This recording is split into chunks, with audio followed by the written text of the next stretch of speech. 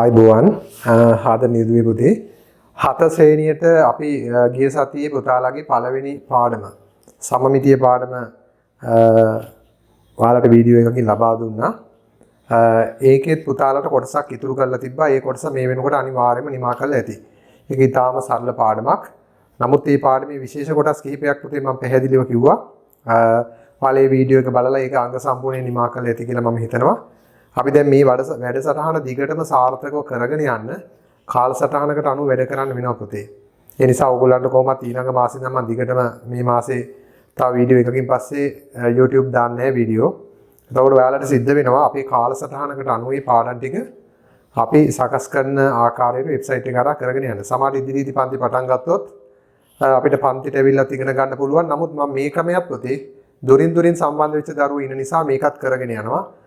පන්තියටත් ඇවිල්ලා උගන්වනවා. ඉතින් කොහොම නමුත් ඒක ඉදිරියේදී සිද්ධ වෙන දෙයක්. අද ඔයාලගේ දැන් මේ මාසෙත් අපිට නියමිත පාඩම් මේකක 4යි පුතේ. අපි මේ පාඩම් මේකක 4ෙන් අද පුතාලගේ දෙවෙනි පාඩම කුලක. එතකොට කුලක පාඩම කුලක කියන වචනය 7 ශ්‍රේණියේදී පුතාලට අලුත් වචනයක්. නමුත් පුතේ අපි මේකේ මූලික ආරම්භය 6 ශ්‍රේණියේදී ගත්තා තේරීම. යම්කිසි සමූහ යම් යම් ලක්ෂණ අනුව තෝරනවා. මිනුම් මේකක කලවමෙදී දුන්නාම මේ දිග මනින ඒකක මේවා ස්කන්ධය මනින ඒකක මේවා ද්‍රව මනින ඒකක කියලා අපි වෙන් කරා. අන්න ඒ වගේ පුතේ ඔයාලට ඒක කුලක කියලා පාඩම යටතේ අද කතා කරනවා. ඒකේ ගොඩාක් කාරණා. එහෙමනම් පුතාලගේ අතට මේ වෙනකොට දැන් අපි WhatsApp group වලට මේ වීඩියෝ එක එක්කම ඔයාලට දාලා තියෙනවා මේ කුලක පාඩමේ අදාළ නිබන්ධන. මේක චූටි පාඩමක්. බොහොම චූටි පාඩමක්. ඒ වුණාට මේකේ ඒ අභ්‍යාස ටික නිසි ලෙස කරන්න ඕන නිසා මේ පැවරුම පුතාලට ලැබෙනවා. මේ මාසේ විතරක් දරුවනේ ඔයාලට සිද්ධ වෙනවා මේ පාඩම මම ඔයාලට දාන්නේ WhatsApp group එකට. ඒතකොට PDF කරලා දාපුවම ඔයාලා මේකේ print out ගන්න මේ මාසෙට. ඊළඟ මාසේ ඉඳන් ඔයාලගේ මාසේ નિયમિત පාඩම් මේකක 4 අපි පොතකට බොහොම ලස්සන පොතකට අපි හදලා පොත් කට්ටලයක් විදිහට තමයි දෙන්නේ. ඒතකොට මාසේ નિયમિત පාඩම් මේකක 4ට මේ පැවරුම් 4 එක පොතකට මුද්‍රණය කළා ඒක ලබා දීම කරනවා ඊළඟ මාසේ. නමුත් මේ මාසේ අපිට ඒක ක්‍රියාවලිය කරන්න චුට්ටක් වැඩි වෙච්ච නිසා අපි ඒක පාඩමෙන් පාඩමට පුතාලට නිබන්ධනයයි වීඩියෝ එකයි එවන එකයි කරන්නේ. කෙසේ වෙතත් ඔයාලා මේ ටික හරියට කරන් යන්න ඕනේ. ඊළඟ මාසේ අපි ඔය කිව්ව ආකාරයට පුතාලට නිබන්ධන ලබා දීම කරනවා. එහෙමනම් පුතේ අද අපි මේ කුලක පාඩම ආරම්භ කරනකොට මම මේ දීලා තිනවා පැවරුමේ මේ කුලක පාඩමට ඔයාලට පිවිසෙන්න පොඩි අභ්‍යාස ටිකක්. බලන්න පළවෙනි අපේ මාතෘකාව තමයි පුතේ අධීර 2. අධීර 2 කුලක. අපි බලමු තව චුට්ටකින් කුලකයක් කියන්නේ මොකද්ද? ඒකේ අර්ථ දැක්වීම. බලන්න ඔයාලට පළවෙනියට දීලා තියෙන ගණනේ සංඛ්‍යා සමූහයක් දීලා තියෙනවා. 2 8 15 7. 2 8 15 7. 6 17 12 6 17 12 19 1 18 19 1 18 දැන් මෙතන දීලා තියෙන මෙන්න මේ සංඛ්‍යා ටිකේ මේ සංඛ්‍යා අපි දන්නවා මේවා පූර්ණ සංඛ්‍යා කියලා. මෙතන දශම සහ භාග සහ සංඛ්‍යා නැහැ. ඒ වගේම ඍණ සංඛ්‍යා නැහැ. ඒ නිසා අපිට දන්නවා ධන පූර්ණ සංඛ්‍යා මෙතන යම් සමූහයක් තියෙනවා. හැබැයි මේ සමූහේ අපිට පුළුවන් නිශ්චිතව වෙන් කරන්න පුළුවන් සමූහ ටිකක් හඳුනා ගන්න. එහෙනම් බලන්න පුතේ මෙතනින් පුතාලට දීලා තිනවා මෙන්න මේවා කරන්න කියලා. පහත සමූහ වෙන් කරන්න. තුනෙහි ගුණාකාර. තුනෙහි ගුණාකාර. දැනට අපි මේක සංගල වරහන් දාලා මුකුත් ලියන්න යන්නේ නැහැ. දැනට මෙතන තියෙන තුනෙහි ගුණාකාර මොනවද කිව්වොත් පුතේ.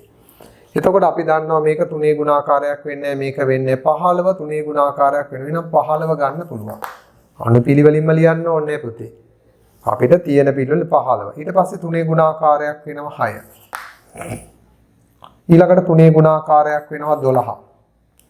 ආයි තුනේ ගුණාකාරයක් වෙනවා 18. දැන් බලන්න තුනේ ගුණාකාර කිව්වොත් අපිට තුනේ ගුණාකාරය යටතට තෝරලා ගන්න පුළුවන් වෙන්නේ පුතේ 15 6 12 18 පමණයි. ඒක නිශ්චිතව වෙන් කරන්න පුළුවන්. අපි 7 ගන්නෑ මේ වලට. 17 ගන්නත් බෑ. 19 ගන්නත් බෑ. 1 ගන්නත් බෑ. එහෙනම් ඔන්න නිශ්චිතවම අපි මේ සමූහයෙන් තුනෙහි ගුණාකාර කියන ටික වෙන් කර ඒ ලක්ෂණ යන හඳුනගත. එතකොට පුතේ මෙන්න මෙතන තියෙන සංඛ්‍යාවලට තියෙනවා විශේෂ ලක්ෂණයක්. ඒ තමයි මේ හැම සංඛ්‍යාවක්ම තුනෙහි ගුණාකාරයක් වෙනවා. තුනෙහි ගුණාකාරයක් වෙනවා. හරි. එහෙනම් බලන්න පුතේ මෙතනින් පුතාලට පුළුවන්ද කියලා ප්‍රථමක සංඛ්‍යා තෝරගන්න. ප්‍රථමක සංඛ්‍යා. දැන් දැනන් ඉන්න ඕනේ දරුවනේ ප්‍රථමක සංඛ්‍යාවක් කියන්නේ කුමක්ද කියලා. මතකද ප්‍රථමක අපි ඉගෙන ගත්ත 6 ශ්‍රේණියේදී. කිසියම් සංඛ්‍යාවකට තියෙන පුතේ සාධක දෙක නම් සාධක දෙකක් පමණයි නම් අන්න ඒකට කියනවා ප්‍රථමක. එතකොට ප්‍රථමක හඳුන ගන්න ලේසි ඒක බෙදෙන්නේ එකෙනුත් එම සංඛ්‍යාවෙනුත් පමණයි. නමුත් ඒක වඩා නිවැරදි කරලා කිව්වොත් සාධක දෙකයි. දෙක බෙදෙන්නේ එකෙන් සහ දෙකෙන් පමණයි සාධක දෙක. එහෙනම් දෙක ප්‍රථමකයක්. 8 බෙදෙනවා දෙකෙන් 4කින්. එහෙනම් සාධක වැඩි. 15ත් බෙදෙනවා 7 බෙදෙන්නේ නැහැ. එහෙනම් 7ත් ඔය කියන ලක්ෂණ තියෙනවා ප්‍රථමකයක්. 6 බෙදෙනවා දෙකෙන් 3ෙන් 17 බෙදෙන්නේ බෙදෙන්නේ එකෙන් 17න් පමණයි සාධක දෙන 17ත් ප්‍රථමකයක්. 12 බෙදෙනවා 19 බෙදෙන්නේ 19ට තියෙන සාධක දෙකයි එකෙන් සහ 19න් පමණයි. හොඳට මතක් කරගන්න පුතේ එක ගත්තාම එකට තියෙන එක සාධකයක් එක පමණයි. ඒ නිසා එකට සාධක දෙකක් නොමැති නිසා එක ප්‍රථමකයක් වන්නේ 18 වෙන්නෙත් නෑ බෙදෙනවා. එහෙනම් මෙතන තියෙන්නේ ප්‍රථමක සංඛ්‍යා කිව්වම මේ සමූහයෙන්ම තෝරලා ගන්න පුළුවන් මෙන්න මේ සංඛ්‍යා ටික විතර. එහෙනම් බලන්න මෙන්න මේ තෝරාගත් සංඛ්‍යාවලට තියෙනවා පොදු වූ ලක්ෂණයක්. අනිත් ඒවාට නැති මේ තෝරාගත් කට්ටියට විතරක් පොදු වූ ලක්ෂණය තමයි මේවා ප්‍රථමක සංඛ්‍යා. මේ තියෙන්නේ ප්‍රථමක සංඛ්‍යා. මේ තියෙන සංඛ්‍යා ටිකේ පොදු වූ ලක්ෂණය තමයි තුනේ ගුණාකාර. එහෙනම් අපි තවත් උදාහරණයක් බලමු. තුන්වෙනි 15ට අඩු සංඛ්‍යා කිව්වොත් 15ට අඩු සංඛ්‍යා. එතකොට මේ සමූහයේ 15ට අඩු සංඛ්‍යා 15ට අඩු සංඛ්‍යා 15ට අඩු සංඛ්‍යා. එහෙමනම් බලන්න පුතේ 15ට අඩු සංඛ්‍යා ටික මෙතනින් 2 8 ගැලපෙනවා. 15 ගන්න බෑ. 15ට අඩු වුවහම 15න් 15 තියෙනවා. 7 6 ගැලපෙනවා. 17 බෑ 12 ගැලපෙනවා. 19 බෑ 18 බෑ 1 ගැලපෙනවා. එහෙනම් මෙන්න මෙතන වැරදිනේ පුතේ. කවුද? 6 17 බෑ 12 12ට පස්සේ 1. එතකොට මෙන්න බලන්න 15ට අඩු සංඛ්‍යා මෙතනින් තෝරන්න කිව්වොත් මෙතනදී අපි දන්නවා මේ සංඛ්‍යා ටිකේ විශාලත්වය බලලා 15ට අඩු සංඛ්‍යා අනිවාර්යයෙන්ම නිශ්චිතව තෝරගන්නවා. එහෙනම් මෙන්න මේ සංඛ්‍යා ටිකේ තියෙන පොදු ලක්ෂණය තමයි මේ සමූහයේ 15ට අඩු වූ සංඛ්‍යා. තව එකක් තියෙනවා ඉරට්ට සංඛ්‍යා. ඉරට්ට සංඛ්‍යා.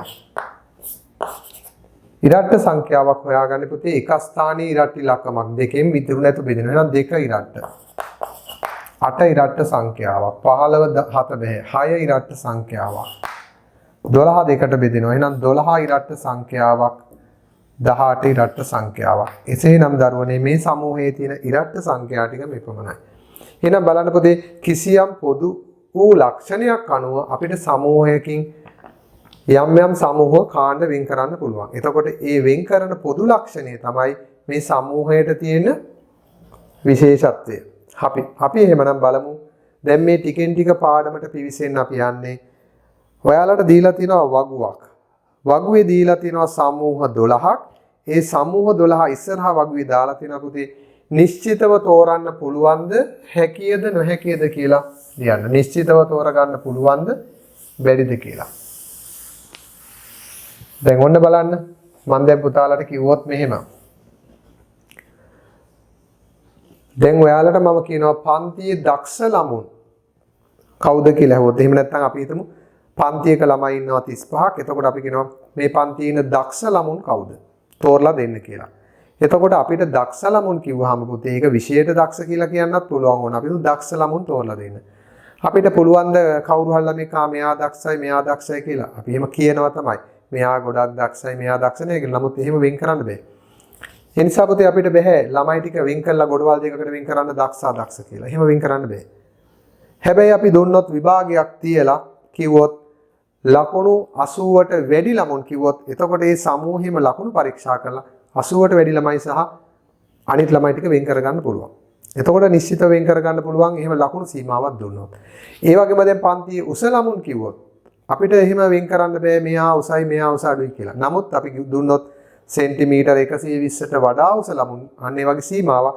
එතකොට අපිට මෙනලා වෙන් කර ගන්න පුළුවන් ඒ සීමාවෙන් එහා මෙහා ඉන්න ළමයි ටික. එහෙනම් දැන් පොතේ බලමු. ඔයාලගේ පොතේත් මේ වගේ අභ්‍යාස ටිකක් තියෙනවා. මම දීලා තියෙනවා සමූහ 12ක්.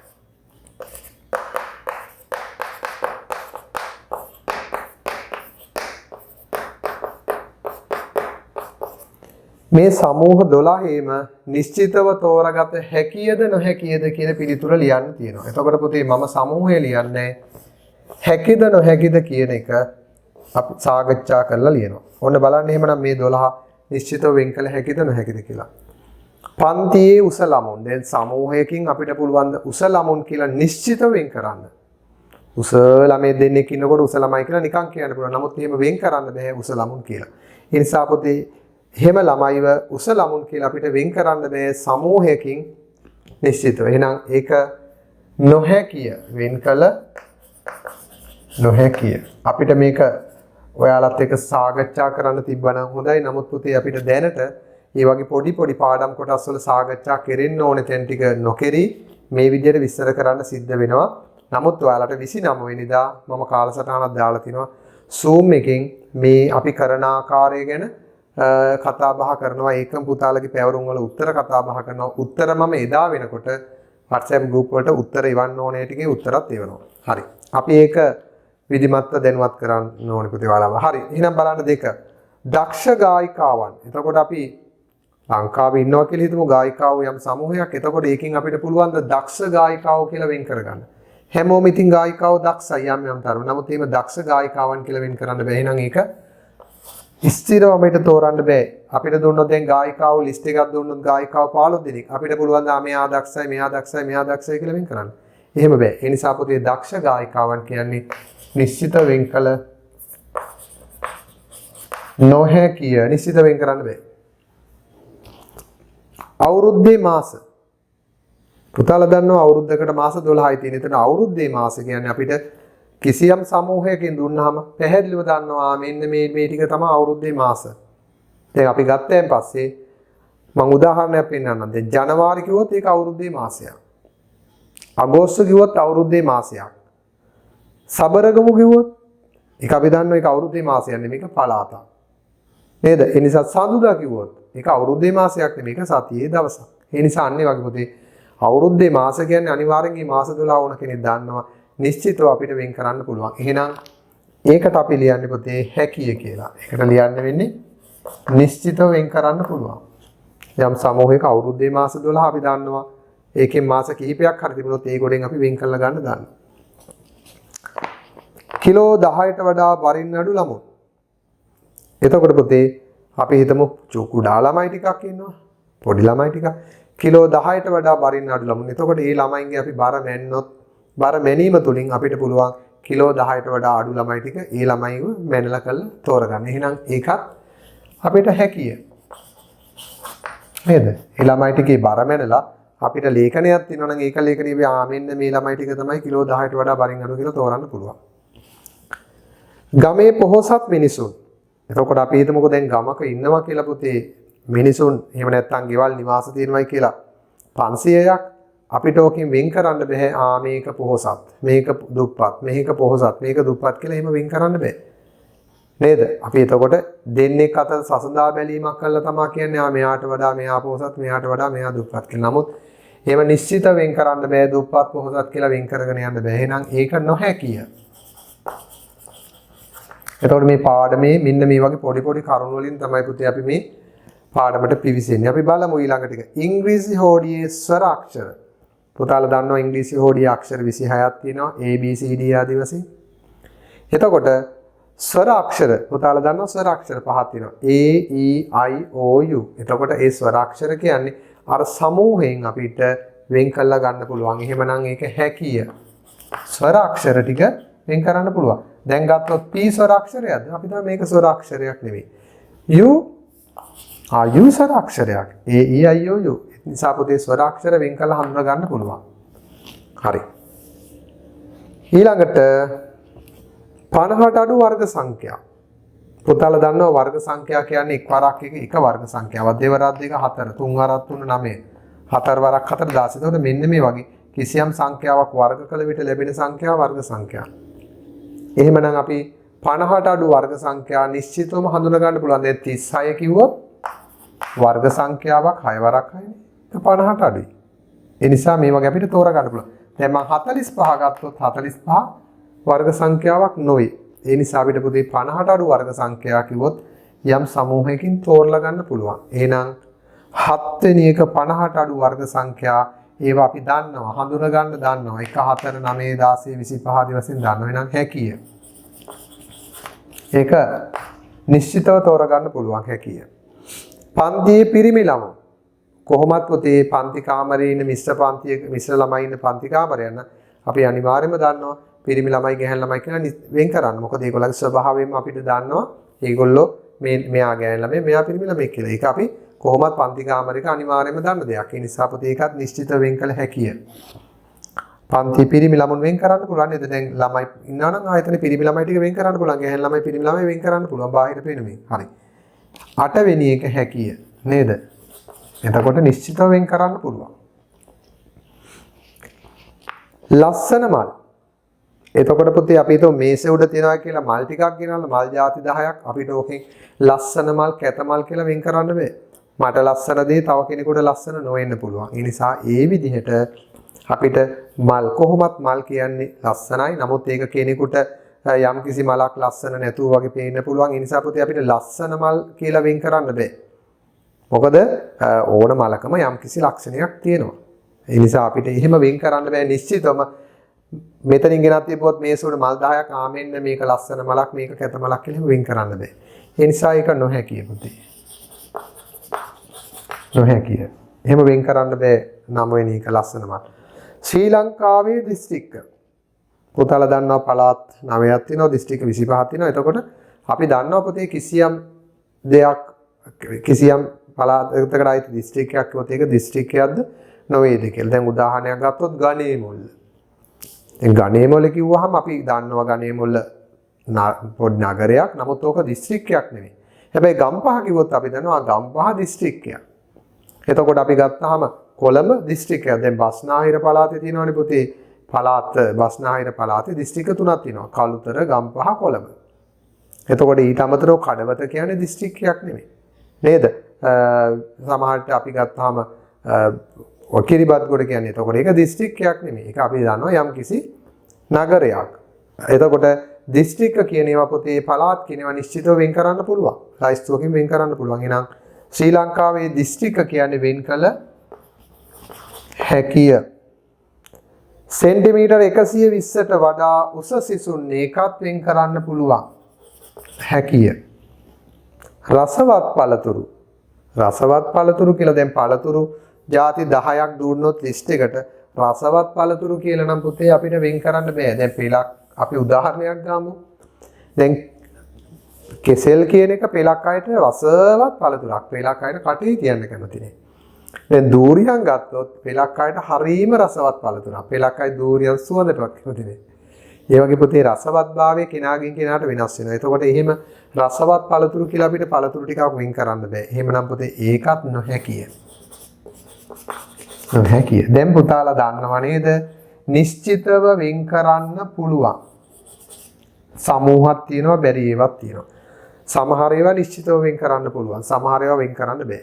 ඒ නිසා පුතේ ඔන්න දැන් අපි කුලක ගැන ආරම්භ කරමු දෙවෙනි පිටුවට යන්න. හරි. එහෙමනම් පුතාලගේ පැවරුමේ දෙක පිටුවට ගිහිල්ලා බලන්න කුලක.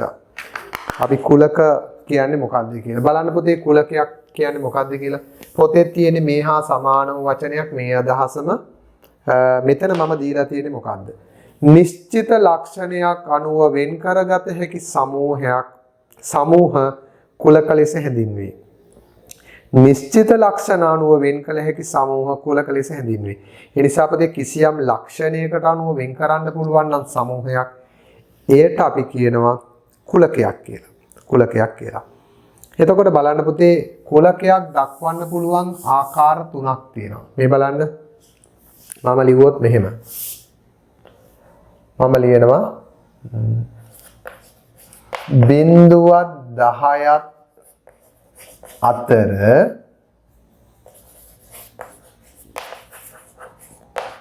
ඔත්තේ සංඛ්‍යා කුලකය කියලා. ඔන්න බලන්න පුතේ මම ලියලා තියෙනවා බිංදුවත් 10ත් අතර ඔත්තේ සංඛ්‍යා කුලකය කියලා. එතකොට මෙන්න මේ සංඛ්‍යා කුලකය ලිවිය හැකි ආකාර තුනක් තියෙනවා. ඔන්න බලන්න පුතේ කුලකයක් නිරූපණය කරන්න පුළුවන් ආකාර තුනක් තියෙනවා. එකක් තමයි මෙන්න මේ කුලකයේ තියෙන පොදු ලක්ෂණය. පොදු ලක්ෂණය තමයි බිංදුවත් එකත් අතර වෙන්න ඕනේ. හැබැයි ඔත්තේ වෙන්න ඕනේ. එතකොට අන්නේ පොදු ලක්ෂණය අපිට සංගල වරහණක් තුල ලියා දක්වපුවම මේ සංගල වරහණෙන් කියන්නේ පුතේ කුලකය කියන අර්ථය. එහෙනම් අපි ලියනවා මෙහෙම. සංගල වරහණක් දාලා බිංදුවත් 10ත් අතර ඔත්තේ සංඛ්‍යා. දැන් මෙතන කුලකය කියලා තියෙනවනේ මේ කුලකය වෙනුවට තමයි පුතේ සංගල වරහණ දාන්නේ. එතකොට සංගල වරහණත් එක්ක කියනකොට පුතාලා කුලකය කියන එක කියන්න ඕනේ. බලමු අපි. බිංදුවත් 10ත් අතර ඔත්තේ සංඛ්‍යා කුලකය. සංගල වරහණෙන් තමයි කුලකය කියන අදහස එන්නේ. සංගල වරහණ නැතුව තිබුණොත් නිකම්ම වාක්‍යයක් විතර. එතකොට මේ සංගල වරහණත් එක්ක කියනකොට පුතේ මේ තියෙන්නේ ඔත්තේ සංඛ්‍යා කුලකය. බිංදුවත් 10ත් අතර ඔත්තේ සංඛ්‍යා කුලකය. අපිට මේ කුලකයක් කැපිටල් ලකුරකින් නම් කරන්න පුළුවන්. මම ඒක පහත විස්තර කරලා දීලා තියෙනවා. එතකොට පුතේ මේ කුලකයම ලියන්න පුළුවන්. බලන්න පළවෙනි එක සංගල වරහණක් ඉස්සෙල්ලම කියන පුතේ පළවෙනි එක කුලකයක් දැක්විය හැකි ආකාර තුنين එක කුලකයක අවයව සියල්ල සංගල වරහණක් තුල ලියා දැක්වීම. හරි. ඉස්සෙල්ලම මම පළවෙනි එකට එන්න. මේ දීලා තියෙන ආකාරය අනුව පුතේ ඉස්සෙල්ලම කරන්නේ කුලකයේ අවයව සියල්ල සංගල වරහණක් තුල ලියා දාගන්න. මේ කුලකයට අඩංගු වන එක් දේ පුතේ අවයවයක් කියලා කියනවා. එහෙනම් බිංදුවත් 10ත් අතර ඔත්තේ සංඛ්‍යාවක් කිව්වොත් එක අවයවයක්. 3 ඔත්තේ නම් අවයවයක් 5 7 9. ඔන්න එතකොට බිංදුවයි 10යි අතර පවතින්න ඕනේ. ඒවා ඔත්තේ සංඛ්‍යාවන්න ඕනේ. මෙන්න මේ අවයව ටික තමයි පුතේ මේ කුලකයට අයිති. ඔන්න පළවෙනි එක තමයි අවයව සියල්ල සංගල වරහණක් තුල ලියා දැක්වීම. ඔන්න අවයව වශයෙන් කුලකයක් ලියවා. 2. කුලකයක අවයව සියල්ල හඳුනාගත හැකි පොදු ලක්ෂණය සංගල වරහණක් තුල ලිවීම. එහෙනම් පුතේ මෙන්න මේ අවයව ටික හඳුනා ගන්න පුළුවන් පොදු ලක්ෂණය තමයි මේ තියෙන්නේ. බිංදුවත් 10ත් අතර ඔත්තේ සංඛ්‍යා. ඔත්තේ සංඛ්‍යා. හරි. ඒකත් සංගල වරහණක් තුල ලියනවා. තුන්වෙනි එක තමයි කුලකය වෙන් රූප සටහනකින් දැක්වීම. එතකොට පුතේ මේ කුලකයක් රූප සටහන් මගින් ඉදිරිපත් කරන්න පුළුවන් කියන ගණිත මතය ඉදිරිපත් කළේ ජෝන් වෙන් කියලා ගණිතඥයෙක්. එතකොට එයා ගැන පොතේ චූටි විස්තරයක් තියෙනවා. එතකොට ඔහු කියලා දුන්නා මේ රූප සටහනකින් අපිට පුළුවන් යම් යම් සමූහ වෙන් කරගන්න. දැන් උදාහරණයක් පුතාලා දන්නවා ශිෂ්‍යත්ව කාලෙත් මෙහෙම කරලා තිනවා. දැන් මෙහෙම සමූහයක් වෙන් කරලා අපි ගත්තොත් මේක ක්‍රිකට්, මේක වොලිබෝල්. මම කෙටියෙන් ලියන්නේ පුතේ. එතකොට මෙන්න මේ රවුම ඇතුලේ ඉන්න ඔක්කොම ක්‍රිකට් වලට කැමතියි. මේ රවුම ඇතුලේ ඉන්න කට්ටිය වොලිබෝල් වලට කැමතියි. එතකොට මේ මැද ඉන්න කට්ටිය ක්‍රිකට් වලටත් කැමතියි, වොලිබෝල් වලටත් කැමතියි. එතකොට මෙන්න මෙතන ඉන්න කට්ටිය ක්‍රිකට් වලට කැමතියි, වොලිබෝල් වලට කැමති නැහැ. මෙතන ඉන්න කට්ටිය වොලිබෝල් වලට කැමතියි, ක්‍රිකට් වලට කැමති නැහැ. එතකොට මේ එළියේ ඉන්න අය මේ දෙකටම කැමති නැහැ. අන්න ඒ විදිහට පුතේ සමූහ රූපයක් මගින් වෙන් කරලා දැක්වීමේ ක්‍රමයට කියනවා වෙන් රූප සටහන කියලා. එතකොට ඒක නම හැදිලා තියෙන්නේ පුතේ ගණිතඥයාගේ නම ජෝන් වෙන්. එතකොට එයාගේ නමේ කෑල්ලක් තමයි එකට ආවේ වෙන් රූප සටහන. එතකොට ඒකේ ගණිතඥයාගේ නම තමයි ඒකට යොදලා තියෙන්නේ වෙන් රූප සටහන. එන වෙන් රූප සටහන තමයි පුතේ අපි කැපිටල් අකුරකින් නම් කරලා කිසියම් සංවෘත වූ රූපයක්. එතකොට මේක ත්‍රිකෝණයක් වෙන්න පුළුවන්, කොටුවක් වෙන්න පුළුවන්, මොකක් හරි. කිසියම් සම්පූර්ණයෙන් වෙහිච්ච රූපයක් ඇතුලේ මෙන්න මේ අවයව ටික ලියනවා විසරෝලා. එහෙනම් 1 3 5 7 9. මෙන්න ඒ කුලකයට අයිති දේ. අවයව ටික ලියා දැක්වීම එකක්. කුලකයේ පොදු ලක්ෂණයේ සංගල වරහණක් ඇතුලේ ලියා දැක්වීම එකක්. වෙන් රූප සටහනක අවයව ලියා දැක්වීම එකක්. හැබැයි පුතේ මේ අවයව ටික අනුපිළිවෙලින්ම ලියන්න ඕනේ. මේ ටික කැමති විදිහට මාරු වෙලා ලිව්වත් කොහොමද අපිට පහසුට අපි අනුපිළිවෙලින් ලියන එක තමයි හොඳ. ඒ නැත්තම් මේක මාරුණයි කියලා කුලකය වෙනස් වෙන්නේ. දැන් පුතේ ළමයි කණ්ඩායමක ළමයි 5 දෙනෙක් ඉන්නවනම් ඒ 5 දෙනාගේ නම් ටික ලිව්වහම අපි 1 2 3 කියලා 5 දෙනාගේ නම් ලියනවා. ඒ 5 දෙනාගේ අරයා මුලින් එන්න ඕනේ මෙයා දෙවණියට එන්න ඕනේ කියලා අදහසක් නැහැ. කොහොම හරි 5 දෙනාගේ නම ලියලා දිනනවා නම් ඒ සමූහය හරි. ඒ නිසා සමූහයේ ඉන්න ඕනේ 5 දෙනා ඉන්නවනම් 1 2 3 මාරු වුණාට ප්‍රශ්නයක් නැහැ. හරි. එහෙමනම් පුතේ ඔන්න ඔය ටික තමයි කුලකයේ නිරූපණය කරන්න පුළුවන් ආකාර තුන. දැන් අපි බලමු කුලකය ලියා දැක්වීමේදී අනුගමනය කරන්න ඕනේ කාරණා කිහිපයක් තියෙනවා. බලමු මේ කාරණා දැන් අපි අනුගමනය කළාද කියලා. පළවෙනි කාරණාව තමයි පුතේ තරුවක් දාලා තිනවා සංගල වරහණක් භාවිතා කළ යුතුයි. ඒකට කුලකයක් ලියා දක්වන්න පුළුවන් අවයව මගින් හෝ පොදු ලක්ෂණය මගින් අනිවාර්යයෙන්ම සංගල වරහණක් තියෙන්න ඕනේ. එතකොට පුතේ අන්නේ මේ කාරණාව හරි. සංගල වරහණක් තියෙනවා. 2. කුලකයට අයත් දේ විස්තර කිරීමක් ලෙස හෝ ලයිස්තුගත කිරීමක් ලෙස දක්වන්න පුළුවන්. ඒ නිසා පුතේ කුලකයට අයිති දේ මේ විදිහට විස්තර කිරීමක් කරන්නත් පුළුවන්, මේ විදිහට ලයිස්තුගත කරන්නත් පුළුවන්. එහෙනම් ඒ කාරණාවත් අපි කුලකවලදී පිළිපදිනවා. 3. අවයව වෙන්කර දැක්වීමට කොමාව යොදන්න ඕනේ. ඒ නිසා පුතේ අපි අවයව එකින් එක වෙන් කරන්න පොඩි කොමාවක් යොදන්න ඕනේ. අපි ඒකට මේ විදිහට මේ කොමාවකින් අවයවෙන් වෙන් කරලා පෙන්නනවා. දැන් අපි හිතමු පුතේ මොකක් හරි ළමයි කණ්ඩායමක නමක් ලියනවා ළමයි 4 දෙනෙක්ගේ නම ලියනවා නම් එකට ලියන්නේ නැහනේ.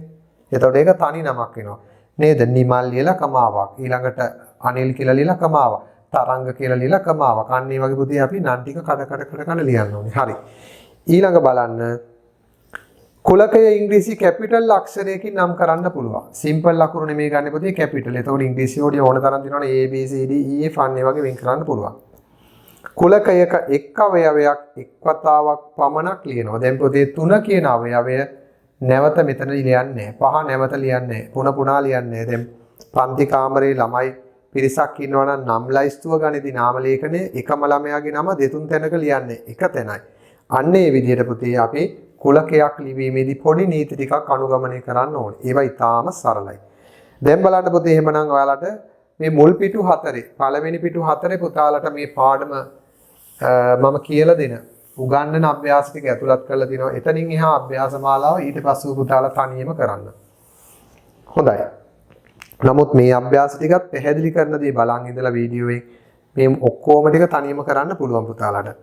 පහත කුලකවල අවයව ලයිස්තුගත කරලා ලියන්න. එහෙනම් බලන්න පුතේ දැන් මේ උදාහරණ කිහිපයක් තියෙනවා. ඔයාලට තනියම කරන්නත් එලෙසම අභ්‍යාස දෙනවා. පළවෙනි එක. A කියන කුලකයේ ලියලා තිනවා 20ට අඩු වර්ග සංඛ්‍යාව. මෙහෙම ලියලා තිනවා A 20ට අඩු වර්ග සංඛ්‍යාව.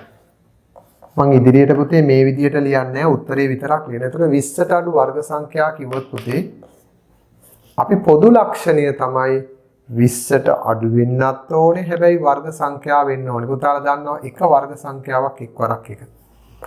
දෙවරක් 2 4 3 වරක් 3 9 4 වරක් 4 16 5 වරක් 25 ගන්න බෑ. එයි 20ට අඩු කියන ලක්ෂණේ නේ. එහෙනම් 20ට අඩු වෙන්න ඕනේ වර්ග සංඛ්‍යාව වෙන්න ඕනේ. මෙන්න මේක තමයි පුතේ එහෙමනම් ඔය අවයව සහිතව ලියපු කුලකය. 2 මම ඒකත් ලියන්නම් මෙතන. mathematics. එතකොට බලන්න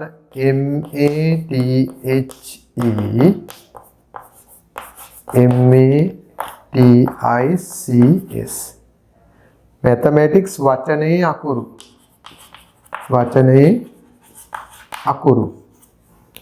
එතකොට පුතේ mathematics කියන වචනයට යෙදිලා තියෙන අකුරු ගත්තොත් අපි දැන් බලමු මේ වචනය හදන්න පාවිච්චි කරලා තියෙන අකුරු.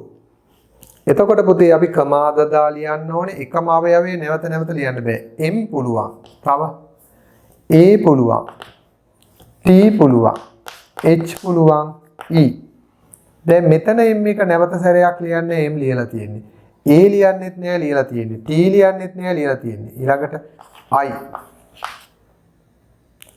C S. එතකොට මෙන්න මේ ටික තමයි පුතේ කුලකයේ අවයව ටික.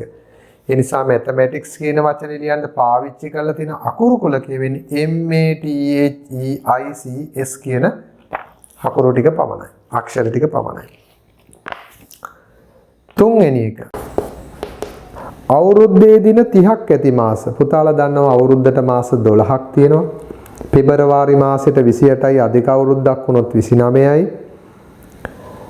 වැඩිපුරම තියෙන පුතේ මාස 7ක්ම දින 31 මාස. පුතාලා දන්නවා 31 මාස ජනවාරි, මාර්තු, මැයි, ජූලි, අගෝස්තු, ඔක්තෝබර්, ඊළඟට අගෝස්තු වල පස්සේ ඔක්තෝබර්, දෙසැම්බර්. අනේ මාස 7ක් තියෙනවා දින 31 මාස. එහෙනම් දින 30ක් ඇති මාස කිව්වොත් පුතේ බලන්න එතකොට අර කියපු 31 මාස අයින් කළා 30ක් තියෙන මාස තියෙනවා 4ක්.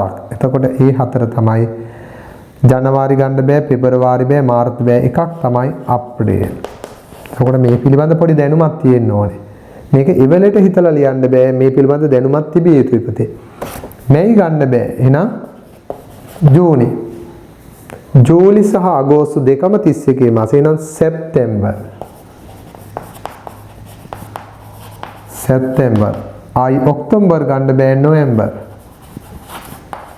නොවැම්බර්. මෙන්න මේ ටික පමණයි පුතේ දින 31 මාස. දින 30 මාස. එතකොට මේ දින 30 31 තියෙන මාස වෙන් කිරීම පිළිබඳ පුතාලට දැනුමක් තිබිය යුතුයි නේද? නැත්තම් කරන්න බෑ මේ වැඩේ. හරි. අපි බලමු 4 වෙනි ගානට අදාළ පිළිතුර. මොකද්ද බලමු? 10ත් 70ත් අතර එක ස්ථානය 8 වූ සංඛ්‍යා. එක ස්ථානයේ පුතේ තව වචනයක් අපි කියනෝනේ අග ඉලක්කම කියලා. නමුත් ගණිතයේදී එකට හොඳම දේ එක ස්ථාන. එහෙනම් 10ත් 70ත් අතර කිව්වහම 10 ගන්න බෑ 70 ගන්න බෑ. මේ දෙන්න අතර ඉන්න එක ස්ථානය 8 වූ සංඛ්‍යා. එහෙනම් පුතේ 10න් පස්සේ එක ස්ථානයට තියෙන්නේ 18, 28, 38, 48, 58, 68. 78 ගන්න බැරි පුතේ 78 70ට එහා. එහෙනම් මේ අතරතුර ඉන්නේ 10යි 70යි අතර ඉන්න එක ස්ථානයේ 8 වූ සංඛ්‍යා ටික තමයි පුතේ මෙන්න මේ 18, 28, 38. එතකොට ওই විදිහට අපි මේ පොදු ලක්ෂණය හඳුනාගෙන ඒකට ගැළපෙන අවයව ටික ලියන්න ඕනේ. T. තව එකක් දීලා තියෙනවා පුතාලට 5 වෙනි ගාන T. 28ෙහි සාධක. එතකොට පුතාලා දන්නව නේද 28 ලැබෙන්නේ පුතේ 28 වරක් 1 28යි. දෙකට බෙදලා 14යි, දෙකෙන් ගුණ කළා 2යි. පුතාලට මේවා පිළිබඳ අර වීඩියෝ එකක් එහෙම මම එව්වා. ඒක 6 ශ්‍රේණියට කියලා දාලා තිබ්බට මම ඒකේ දැම්මා 6 11 ශ්‍රේණි වලටම ගැලපෙනවා කියලා. ඒ නිසා පුතේ ඒක තව සැරයක් අධ්‍යයනය කරන්න. ඒකේ මේ සුළු කිරීම පිළිබඳ පොඩි මඟ පෙන්වීමක් තියෙනවා. පුතාලගේ ඉස්සරහට තියෙන පාඩම් වල. දෙකට බෙදුනොත් 7යි, දෙකෙන් ගුණ කළොත් 4යි. 7 වරක් 4 28යි. එහෙනම් පුතාලා මෙන්න මෙතන තියෙනවා 28 සාධක 6ම. එහෙනම් බලන්න 28 එකෙන් බෙදෙනවා, දෙකෙන් බෙදෙනවා, 4ෙන් බෙදෙනවා, 7 බෙදෙනවා, 14ෙන් බෙදෙනවා, 28ෙන් බෙදෙනවා. එහෙනම් මෙන්න 28ෙහි සාධක. මේක ලේසි පාඩමක් වුණාට පාඩමට බාහිර දැනුම ඕනේ. මේ පාඩමට දැන් සාධක පිළිබඳ දැනුම ඕන වුණා. දැක්කද? මාස පිළිබඳ දැනීම ඕන වුණා. වර්ග සංඛ්‍යා පිළිබඳ දැනීම ඕන වුණා. ඒ නිසා මේ පාඩමට අවශ්‍ය පුළුල් දැනුමක් තිබිය යුතුයි. ඊළඟට බලන්න පුතේ 20යි 50යි අතර 7 ගුණාකාර 6 වෙනි එක. බලන්න එතකොට 20යි 50යි අතර කිව්වම 20න් ඉදිරියට යන්න ඕනේ 50යි මේ පැත්තට එනවා. 7 ගුණාකාර. එහෙනම් පුතේ 21. ඊළඟට 7 21යි 7යි 28 28යි 7යි 35 35යි 7යි 42 ඊළඟට 49. එතකොට බලන්න මේක හදන්න බෑ 7 වරක් චක්‍රේ පාඩම් මදි කෙනෙකුට. ටිකක් අපහසුයි නේ. මේ තියෙන 7 වරක් චක්‍රය. හැබැයි 20යි 50යි අතර 20ත් 50ත් අතර 7 ගුණාකාර. සතියේ දවස්. එතකොට සතියේ දවස් ගත්තාම පුතේ ඒකත් කැපිටල් S අකුරෙන් තියෙන. ඒක ප්‍රශ්නයක් නෑ. එකම ඉංග්‍රීසි අක්ෂරයවට ප්‍රශ්නයක් නෑ. සතියට දවස් වෙනවා පුතාලා 7ක්. එතකොට මේ 7 කුඩාවට ලියන්න පුළුවන් තරම් අපි එක පේලියට ලියන්න බලනවා. මදිනා යටින් හරි ලියනවා. එතකොට සඳුදා, අඟහරුවාදා, බදාදා, බ්‍රහස්පතින්දා, සිකුරාදා. ඉතින් මදිනා යටින් ලියනවා. සෙනසුරාදා, ඉරිදා. එතකොට බලන්න මේ සවුන්ද, අඟහරුවාද, බදාද, බ්‍රහස්පතින්දා, සිකුරාදා, සෙනසුරාදා, ඉරිදා. දැන් අපි මේ සංගල වරහන වහනවා. තනි පේලියකට ලියන්න බැරි නම් පොතේ පේලි දෙකකට ලියනවා. හැබැයි දැන් ඉදිරියේදී අපි කියලා දෙනවා පොතේ සමහර කුලකවල මෙහෙම අවයව ලියන්න බැරි තරම් විශාල ගණනක් තියෙනවනම් අපි කරන්නේ කුලකය අවබෝධ කරගන්න පුළුවන් මට්ටමට තරමක් දුරට මේකේ අවයව 4-5ක් ලියලා ඉතුරු ටිකට තිත් 3ක් දානවා. තව ඉදිරියට පවතිනවා කියලා පෙන්වන්න තිත් 3ක්. මම උදාහරණයක් පෙන්වන්නම් පොතේ. මම K කියලා කුලකයක් ගත්තොත් පහෙහි ගුණාකාර. පහෙහි ගුණාකාර කියන්නේ පොතේ 5 පුළුවන්. 10 පුළුවන්. 15 පුළුවන් 20 පුළුවන්. දැන් ඔතනින් එහාට අපිට මේක දහස් ගණන් මිලියන බිලියන ගණන් වෙනකල් ලියන්න බෑනේ පුතේ. ඒ නිසා මේ පහේ ගුණාකාර කිව්වහම අපිට පුළුවන් එක ස්ථානයකට බිංදුව 5 තියෙන ඕනම සංඛ්‍යාවක්. දැන් ගත්තොත් 8095 කියන්නේ පහේ ගුණාකාර. ඒ නිසා පුතේ අපි දිගටම පවතිනවා තිත් 3යි දාන්නේ. තිත් 3ක් යෙදීම තමයි නිවැරදිම ක්‍රමය කියලා පොතේ හඳුන්වලා තියෙන්නේ. එතකොට පුළුවන් පුතේ මෙන්න පහේ ගුණාකාර. දැන් අපි ගත්තෙන් පස්සේ අපි ගත්ත ගම්ම ඕනම් මෙහෙම කෘෂි උපකරණ කියන්නේ පුතේ කෘෂි කර්මයේදී යොදා ගන්න උපකරණ. එතකොට අපි අර හැමදාම ලියන උදැල්ල, රේඛය, කැත්ත නෙමෙයි. එතකොට කෘෂි කර්මාන්තයේදී යොදා ගන්න නගුල ඒ ආදි වශයෙන් පුතේ අපිට ඔක්කොම ලියන්න බැන්න නම් අපි මේ සමූහය ටිකක් දුර ලියනවා. ප්‍රධාන වශයෙන් ගන්න ටිකක් ලියනවා. නගුල, දෑ, කැත්ත ඔහොම ලියලා ඉතුරු ටිකට අපි තිත් පෙළක් දානවා. තිත් 3ක්. ඒ කියන්නේ පුතේ ඒ ආදි විදිහට දිගටම පවතිනවා. හොඳයි. අන්න ඒක තමයි මේ කුලකයේ ඉදිරිපත් කරන ආකාරය. එහෙමනම් පුතේ ඔයාලගේ ඊළඟ පිටුවට යමු. තුන්වෙනි පිටුවේ ඔන්න තියෙනවා තව ගණන් 5ක්. අපි ඒ ගණන් 5ත් බලමු. මේ අවයව ලියන ආකාරයේ කුලකයක. එතකොට පුතේ මේක පොතේ තියෙන විශේෂිත පාඩමක්. බාහිර දැනුම අවශ්‍යයි මේ පාඩමට. මේකේ තියෙන්නේ පුතේ ගණන් හදන්න නෙමෙයි. මේ පාඩමේ බෙදන්න අඩු කරන්න ගණන් හදන්න නෙමෙයි තියෙන්නේ. මේ කුලක කියන පාඩමේ කරුණු ටික අවබෝධ කරගන්න. බලන්න පක්ෂීන් කුලකය. එතකොට පක්ෂීන් කුලකය අපි ලියන්නේ පුතේ අපි දන්න ප්‍රසිද්ධ පක්ෂීන් ටික දෙනෙක් ලියමු. ප්‍රසිද්ධ පක්ෂීන් කියන්නේ කවුද? එහෙම ඉන්නවද ප්‍රසිද්ධ නැති පක්ෂීන් කියලා? නෑ පුතේ ඕනම පොඩි ළමයෙක් දන්නවනේ අපි ගත්තෙන් පස්සේ කපුටා එක්කෙනෙක්. කපුටා. නැත්තම් අපිට පුළුවන් කපුටා කාක්කා කියලා කියන්න පුළුවන් නේද කපුටා. මයිනා. මයිනා කපුටා මයිනා. තව ගිරවා. එතකොට ඔය විදිහට පුතේ අපි පක්ෂීන් 4 දෙනෙක් විතරක් උකුස්සා. දැන් මේ ලිස්ට් එක දැනගත්තාම මේ ටික කෙනෙක් දැක්ක ගමන් දන්නවා කපුටා මයිනා ගිරවා උකුස්සා කියන්නේ සිව්පාව නෙමෙයිනේ. උරගය නෙමෙයිනේ අනිවාර්යෙන් පක්ෂීන්. එහෙනම් පුතේ මේකට අපි තිත් 3ක් විතර දාපුවාම මේ හඳුන්වලා තියෙන පක්ෂීන් කුලකය. පක්ෂීන් කුලකය. එතකොට පුතාලා දන්නවා පක්ෂීන් කිහිප දෙනෙක් ලියව ගමන් ඊටු ටිකට තිත් ටිකක් දානවා. ජ්‍යාමිතික තල රූප. එතකොට බලන්න පුතේ මේක 8 වෙනි ගානනේ. 9 කැපිටල් K. ජ්‍යාමිතික තල රූප. එතකොට පුතේ කිසියම් තලයක් මත අඳින්නා වූ රූපයක් වෙනවා තල රූපයක් කියලා. ඒ ජ්‍යාමිතික තල රූපයක් කියන්නේ ඒ තල රූපයට නමක් තියෙනවා. දැන් මම මෙහෙම අඳිනවා ජ්‍යාමිතික තල රූපයක්. එතකොට මේක තල රූපයක් තමයි. තලයක ඇඳලා තියෙන රූපයක්. නමුත් මේකට ජ්‍යාමිතික වශයෙන් මේකේ විශේෂ ලක්ෂණයක් නැහැ. මේකට කියන්න බෑ මොකක්ද කියලා.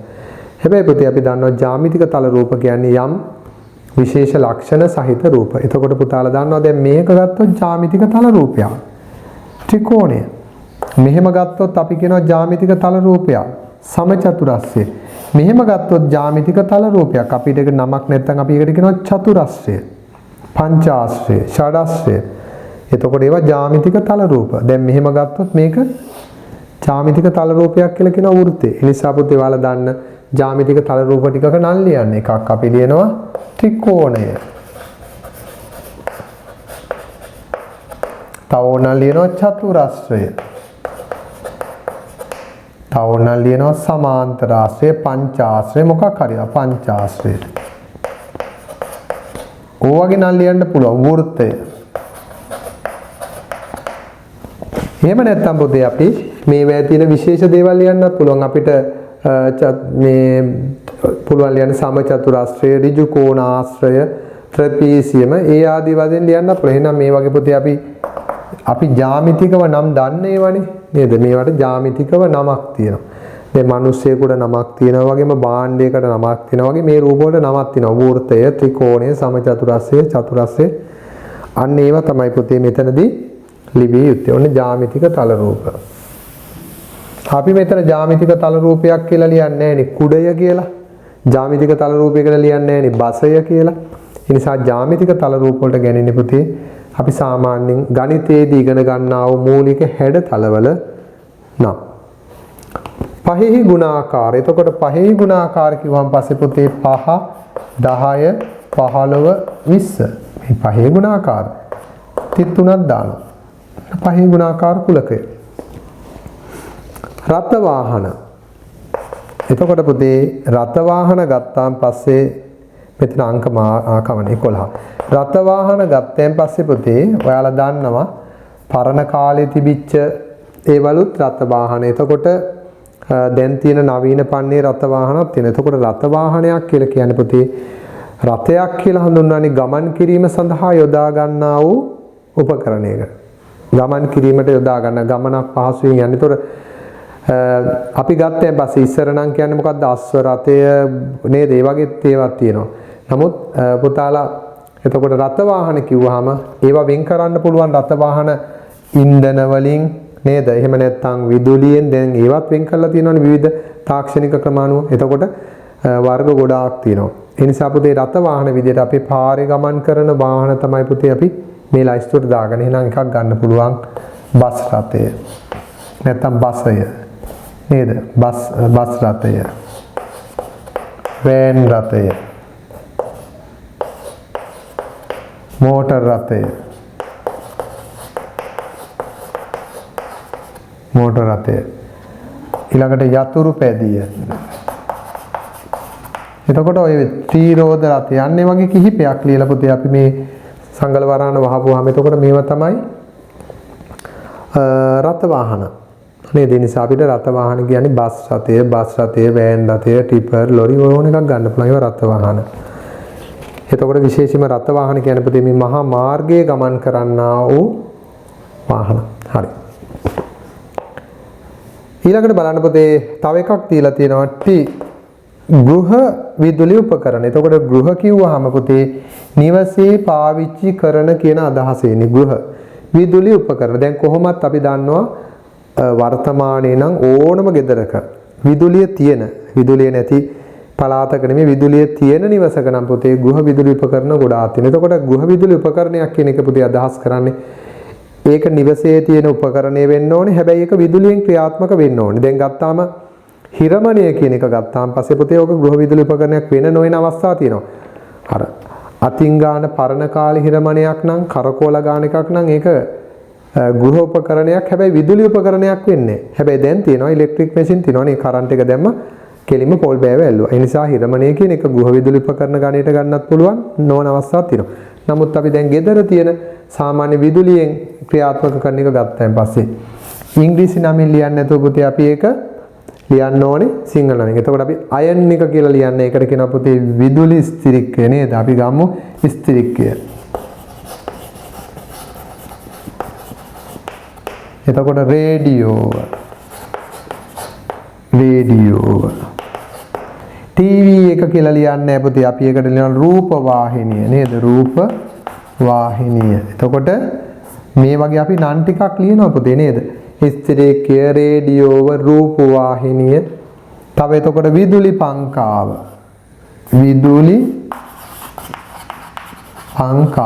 ටිකක් ලියලා පුතේ දැන් 33ක් දාපුවාම ওই විදිහට ඕන තරම් පුතේ මං හිතනවා ඔයාලගේ එක නිවසකින් නම් වාර මේ වගේ ලියන්න භාණ්ඩ 20ක් 30ක් වුණත් එකතු කරගන්න පුළුවන්. ඒ විදුලියෙන් ක්‍රියාත්මක කරන ඕනම උපකරණයක් විතරදී පාවිච්චියට ගන්නවා නම් ඒක විදුලි උපකරණය. සමහරට වැකුම් ක්ලීන් එක විදුලි උපකරණයක් විතර ගන්න පුළුවන්. සමහරට මේ කොණ්ඩ වේලන්න පාවිච්චි කරන ඒවා තියෙන ඕන තරම් දේවල් තියෙනවා. හරි. එතකොට පුතේ අපි ඔන්න දැන් කුලකයකට අයිති අවයව ලියන්න පුළුවන් සීමාවක තියෙනවා නම් සියල්ලම ලියනවා. ගොඩාක් තියෙනවා නම් යම් කිසි තරමක් ලියලා 33ක් දාලා ඒක තව දුරටත් පවතිනවා කියලා පෙන්වන්න ඒ කුලකය ලියා දක්වන ක්‍රමයකුත් තියෙනවා. දැන් ඉතින් බලන්න පුතාලගේ තව චුට්ටයි අපිට තියෙන පුතේ දෙවෙනි අභ්‍යාසය. පහත කුලක නිශ්චිතව හඳුනාගත හැකි පොදු ලක්ෂණය මගින් ලියා දක්වන්න. ඔන්න ඕකනම් පුතේ ටිකක් ඔයාලට පාඩමේ තේරුම් අරගන්න වෙනවා මෙන්න මේක ගැන ගොඩක්. අපි යම් කිසි වෙලාවකදී පුතාලා හිතලා බලන්න දැන් අපි විස්තර සපයනකොට අපි හිතාගෙන කිව්වට ඒක තේරුම් ගන්න කෙනාට තේරෙන්නේ නැහැ. අපි මොකක් හරි අහනවා පුතාලගෙන පුතේ පෑන කොහෙද තිබ්බේ? එතකොට කියනවා මේස උඩ තිබ්බා. එතකොට මේස උඩ තිබ්බා කිව්වහම මේ මේසේ කොහෙද තියෙන්නේ කියලා දන්නේ නැහැනේ. කුස්සියේ මේස උඩද, කාමරයේ මේසේ උඩද, සාලේ මේසේ උඩද, පන්ති කාමරයේ මේසේ උඩද? එහෙම පැහැදිලි නෑ. ඒ නිසා අන්න ඒ වගේ පැහැදිලිතාවයකින් කියනවා නම් තමයි නේද? කුස්සියේ තියෙන මේස උඩ තිබ්බා. එතකොට හරි. ඒ වගේම ගත්තාම අපි හිතමු දැන් මොකක් හරි කර. ඒක මන් රාක්කයේ තිබ්බා. රාක්කය කිව්වට බෑ. මේ කොතන තියෙන රාක්කයේද කියලා කියන්න ඕනේ. එතකොට පුතේ අපි කියනවා මොකක් හරි දැන් සමහරට රියානුතුරක් සිද්ධ වුණාම නේද? කියනවා අතන වාහනයක් හැප්පිලා තිබෙතර අතන හැප්පිලා කිව්වට බෑ. ඒ අතන කියන තැන මොන මාර්ගයේද, කොයි හරියේද, කොයි වෙලාවෙද විස්තරය ඕනේ. ඒ නිසා පුතේ මේ කුලකයකදී දැක්ක පමණින් අපි තීරණය කරාට බෑ. ඒකේ තියෙන පොදු ලක්ෂණය හරියටම පැහැදිලි වන පරිදි ලියන්න ඕනේ. අපි එහෙනම් මෙන්න මේ ගණන් ටික හොඳ අවධානයකින් ලියමු පුතේ. ඔන්න බලන්න පුතාලට මෙන්න මේ ගණන් කිහිපය. D කුලකයේ තියෙනවා 1 2 4 7 1 2 4 7 14 28. එහෙනම් පුතේ මෙතනදී විශේෂත්වය තමයි මෙන්න මේ තියෙන මෙතන 1 2 3 4 5 6 මෙතන අවයව 6ක් තියෙනවා. මේ අවයව 6ටම තියෙන පොදු ලක්ෂණයක් තියෙනවා නම් අන්න ඒක තමයි පුතේ පොදු ලක්ෂණය වෙන්නේ. එහෙනම් මේ 6ට දැන් මේ 6ටම පොදු ලක්ෂණය මේ 6ම සංඛ්‍යා කියලා කිව්වොත් දැන් කවුරු හරි ලියනවා මේව මොනවද සංඛ්‍යා. ඉතින් සංඛ්‍යා කියලා ලිව්වම එහෙනම් පහත් සංඛ්‍යාවනේ පහ මෙතන නැහැනේ. 13 සංඛ්‍යාවක් නේ 13 මෙතන නැණි නම් මෙතන තියෙන සංඛ්‍යා විත්තිය ඇත්ත මේ ටිකට තියෙනවා පොදු ලක්ෂණය. මොකක්ද මේ පොදු ලක්ෂණය? එහෙනම් පුතේ මේ සංඛ්‍යාවල විශේෂ ලක්ෂණ හොයලා බලන්න මේ ඔක්කොටම තියෙන විශේෂ ලක්ෂණයක් තියෙනවා. මේවා සංඛ්‍යා වුණාට පුතේ මේවා මෙන්න මේ 28 කියන සංඛ්‍යාවේ සාධක පමණයි මෙතන දෙන්නේ. 28 සාධක තමයි පුතේ 28න් බෙදෙනවා. 14න් බෙදෙනවා 7න් 4න් 2න් 1න් බෙදෙනවා. එහෙනම් පුතේ මේකේ නිවැරදිම පොදු ලක්ෂණය තමයි 28හි සාධක. එතකොට 28හි සාධක කිව්වහම පුතේ මේ ලක්ෂණය මේ ඉන්න සියලු දෙනාටම තියෙනවා. එහෙනම් අන්න පොදු ලක්ෂණය. ඊළඟට බලන්න මේකේ දෙවෙනි ගාන P කියන කුලකය දීලා තියෙන දරුවනේ 27 37 47 27 37 47 57 67 කෙනෙක් මේකට කියන්න පුළුවන් අගට 7 ඉලක්කම තියෙන සංඛ්‍යා කියලා. ගණිතයේදී පුතේ අපි ඒකට ලස්සන වචනයක් කියනවා. එක ස්ථානය 7 වූ. හැබැයි එක ස්ථානය 7 වූ කිව්වනම් මෙතන 87 තියෙන්න එපා. 507 තියෙන්න එපා. ඒව නෑනේ. මෙතන තියෙන්න එපා 17. එහෙනම් එක ස්ථානය 7 කියන ලක්ෂණයට අමතරව තව විශේෂ ලක්ෂණයක් තියෙනවා පුතේ. ඒ තමයි මෙන්න මේ සංඛ්‍යා ටික තියෙන්නේ කොයි කාණ්ඩයේද? අපිට ඒකට සුදුසු කාණ්ඩයක් දෙන්න පුළුවන්. කීයක් අතරද? මේ බලන්න පුතේ. අපි එහෙමනම් ගම්මු ඕනම් මේක 20ත් අපිට 25 ගන්න පුළුවන් 26 ගන්න පුළුවන් නැත්නම් 27 සිට කියලා ගන්න පුළුවන්. අපි ගමු නේද 20ත් 70වත් මේ සීමාව නම් පුතේ ඔයාලට උනත් ගන්න පුළුවන්. දැන් 20 ගත්තත් එකයි 21 22 23 24 25 ඕනම එකක් ගන්න පුළුවන්. ඒක ප්‍රශ්නයක් නෑ. 20ත් 70වත් අතර අනිත් පොදු ලක්ෂණය තමයි දැන් මේක 20ත් 70ත් අතර මොකද්ද? එක ස්ථානය 7 වූ එක ස්ථානය 7 වූ සංඛ්‍යා. ඔන්න ඕක තමයි පොදු ලක්ෂණය. එහෙනම් පොතේ මේ පොදු ලක්ෂණය 20යි 70යි අතර වෙන්න ඕනේ. අගට 7 තියෙන්න ඕනේ. හරිනේ 27 37 47 57 67. එතකොට අන්න ඒ විදිහට පුතේ අපි කුලකේ විස්තර කරන එක තමයි හරියටම निराවුල්ව කළ යුතු වන්නේ. ඊළඟට බලන්න පුතේ තුන්වෙනියට තියෙනවා මේ M කියලා කුලකයක්. M කියලා කුලකයක්. එතකොට බලන්න මේ M කුලකය. 33 36 39 42 45 48 මේ සමූහයට තියෙන ලක්ෂණය පුතේ මොකද්ද? මේ සමූහයේ විශේෂත්වය තමයි මේ ඔක්කොම හරියටම 3ෙන් බෙදෙන සංඛ්‍යා. අනු පිළිවෙලට තියෙනවා 33 ඉඳන් 33 36 39 42 ඔක්කොම 3ෙන් බෙදෙන සංඛ්‍යා. හැබැයි 3ෙන් බෙදෙන සංඛ්‍යාව නම් මෙතන 12 තියෙන්නේ නැත්නම් 12 නෑනේ. මෙතන 60 තියෙන්නේ බෑ 60 නෑනේ. එහෙනම් පුතේ මේ 3ෙන් බෙදෙන සංඛ්‍යාවක් වට මේක යම් සීමාවක තියෙන්නේ. මොකක්ද ඒ සීමාව? අපිට ගන්න පුළුවන් පුතේ ඕනනම් 33 සිට 48 තෙක් කියලා ගත්තාම 33ත් අයිති 48ත් අයිති. නැත්තම් තව චුට්ටක් මේකෙන් එකක් මුලට පැනලා අපිට ඕන ලියන්න පුළුවන් 32ත් 48න් ඕනනම් එකක් විතර එහා පැත්තට පැනලා 49ත් අතර. එතකොට හරියනේ 32ත් 49ත් අතර ගිහම 33ත් ගන්න පුළුවන් 48ත් ගන්න පුළුවන්. මොනවද? තුනේහි ගුණාකාරය. ඉතින් 3ෙන් බෙදෙන සංඛ්‍යා කියලා ලියන්න ඕනේ නැහැ පුතේ. ඒකට තියෙනවනේ ගණිත වචනය මොකද්ද? 3ෙහි ගුණාකාරය. නම් 32ත් ඉතින් පුතේ මේක 30ත් 50ත් අතර කියලා කිව්වත් වැරද්දක් නැහැ. 30ත් 50ත් අතර මේ සීමාව පිළිබඳ පුතාලට නිදහස තියෙනවා. මේකට ගැළපෙන පරිදි මේ සීමාව Tamanට ඉදිරිපත් කරනවා. මේක 30ත් 50ත් අතර කිව්වත් නිවැරදි. හරි. අන්න ඒ විදිහට පුතේ ඔයාලට පුළුවන් කුලකය ලියන්න. එහෙනම් බලන්න අපි R කුලකය සාරි ගාමා පාදානි. එතකොට පුතාලා දන්නවා සාරි ගාමා පාදානි කියනකොටම මේවා මොනවද? කන බොන කෑම જાතිද? නෑ. මොනවද මේ? ස්වර කියන්නත් බෑ. ස්වර කිව්වහම ඉංග්‍රීසි හෝඩියේ ස්වර තියෙනවා. දෙමළ හෝඩිය වල ස්වර ඇති. මොකද්ද මේ ස්වර? එතකොට ස්වර කිව්වට බෑ පුතේ. සාරි ගාමා පාදානි කියන්නේ මොන ස්වරද? පුතාලා දන්නවා සංගීතයත් බෙදෙනවා පෙරදිග සහ අපරදිග ලෙස. එතකොට මේ සරිගම පදනි කියන ස්වර තියෙන පුතේ මොන සංගීතයද? පෙරදිග. එහෙනම් පුතේ අපි ලියන්න ඕනේ පෙරදිග නෙමෙයිනේ පුතේ. වෙස්ටර්න් නෙමෙයිනේ. වෙස්ටර්න් මියුසික් වල මොකද්ද? ඔව්. පෙරදිග සංගීතයේ ස්වර. ඉතින් පුතාලා දන්නවා දැන් පෙරදිග අපරදිග කියලා කිව්වම පුතේ වෙස්ටර්න් මියුසික් ඊස්ටර්න් මියුසික් කියලා දන්නවා. එහෙනම් අපි ගත්තොත් මේවා අපි ලියන පෙරදිග සංගීතයේ ස්වර. ඔව්. එතකොට පෙරදිග සංගීතයේ ස්වර. එතකොට පුතාලා දන්නවා දැන් ඔය අපි කතා කරන අපි දැන් ගොඩක් වෙලාවට අපි ගත්තම තාල වාදන භාණ්ඩ ගත්තාමත් ඒවා තියෙනවා පුතේ වෙස්ටර්න් මියුසික් කියලා. එතකොට ඒවා තමයි ඕගන්, ගිටාර්, ඩ්‍රම් සෙට්. එතකොට අපි ඊස්ටර්න් මියුසික් වල තියෙනවා. එතකොට පුතාලා දන්නවා ඊස්ටර්න් මියුසික් වල තියෙන්නේ පෙරදිග අපරදිග හරි නේද පුතේ සංගීතය. එතකොට තව තියෙන අපි අපේ පෙරදිග සංගීතයේ ස්වර ගත්තාම පුතාලා තියෙනවා ඒවේ තාල වාදන භාණ්ඩ, තබ්ලාව, සිතාරය, ඊළඟට තව බටන් අලාව වෙන්න පුළුවන්, සර්පිනාව, අන්න ඒ වගේ භාණ්ඩ තියෙනවා. බෙර ඒවා හරි. එහෙනම් ඔන්න පෙරදිග සංගීතයේ ස්වර.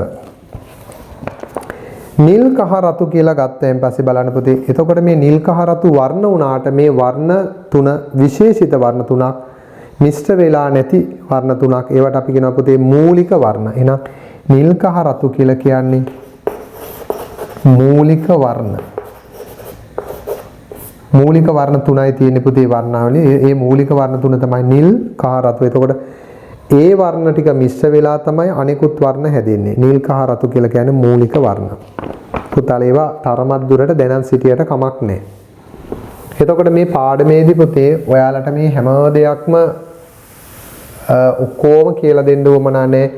පාඩම තේරුම් ගන්න උවමනා කරන උදාහරණ ප්‍රමාණයක් තමයි මේ කතා කරන්නේ. මින් පසු තියෙන අභ්‍යාස තනියම ලියන්න. ඉතින් ඔයාලට තනියම ලිවිය හැකි කාරණාත් මෙතන ඇතුළත් වෙලා තියෙනවා. එහෙමනම් පුතේ තව කිහිපයක් තියෙනවා. අපි බලමු P කුලකය 2 3 5 7 11. මෙතන තියෙන සංඛ්‍යාවල තියෙන විශේෂත්වය මේක ඔත්තේ කියලා කියන්න බෑ පුතේ. මොකද ඉරට්ට සංඛ්‍යාවකුත් තියෙනවා. ඔත්තේ නම් මෙතන 9 අත්හැරිලා 11 එන්නත් බෑ. ඒ නිසා මේකට තියෙන පොදු ලක්ෂණය තීරණය කළොත් පුතේ ඔත්තේ ඉරට්ට යනුව ගන්න බෑ. මේ ඉරට්ට සංඛ්‍යාවකුත් තියෙනවනේ. එහෙනම් මේවා සාධක දෙකේ ඒවා. එහෙනම් මේකට කියන්න පුළුවන් ප්‍රථමක සංඛ්‍යා. අපිට දාන්න පුළුවන් පුතේ සීමාවක් මොකද්ද? 1ත් 12ත්. එතකොට නිරවුල් 1ත් 12ත් අතර ප්‍රථමක සංඛ්‍යා. ප්‍රථමක සංඛ්‍යා. එතකොට පුතේ සීමාව කියන එක මම නැවතත් කියනවා. මේක තව ඕනනම් තමන්ට බිඳුවත් 12ත් අතර වගේ වෙනස් කරගන්න පුළුවන්. නමුත් 1ත් 12ත් අතර ප්‍රථමක සංඛ්‍යා ටික තමයි මේ තියෙන්නේ. ඇත්තටම බලපුවාම පාඩම ලේසි. නමුත් පාඩම කරන් යන්න ගියපුවාම අමාරුයි. ඇයි පාඩමේ තියෙන අභ්‍යාසවලට අමතර දැනුමක් අවශ්‍යයි. අමතර දැනුම ගණිත දැනුමක් වෙන්න පුළුවන්. නැත්නම් වෙන වෙන බාහිර විෂය දැනුමක් වෙන්න පුළුවන්. A E I O U කිව්වොත් පුතේ අපි ඒක ලියන්නේ ඉංග්‍රීසි හෝඩියේ ස්වර. අපි ඒක ලියනවා ඉංග්‍රීසි හෝඩියේ ස්වර අක්ෂර නේද? එතකොට අපි කියන්නේ ඉංග්‍රීසි හෝඩියේ ස්වර අක්ෂර. A E I O U කියන්නේ ඉංග්‍රීසි හෝඩියේ ස්වර අක්ෂර.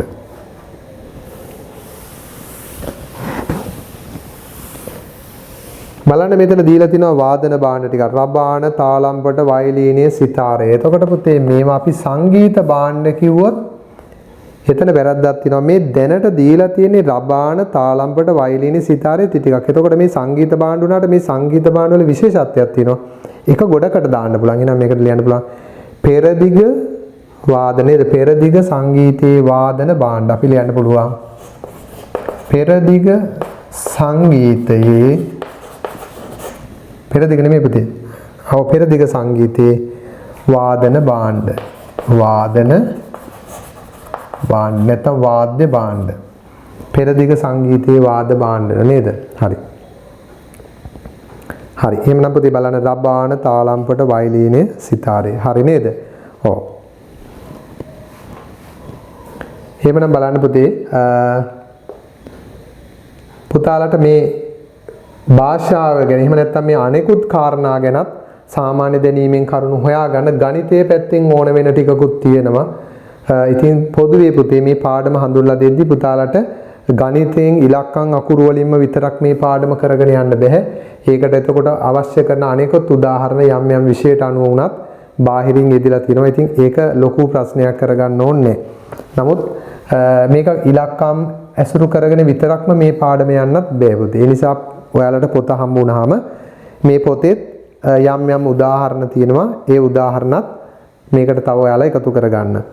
එහෙනම් පුතේ අපි දැන් අවසාන පිටුව 4 වෙනි පිටුවේ තියෙන අභ්‍යාස ටික යන්නේ. තව තියෙනවා මේ පිටුවේ ගණන් කිහිපයක්.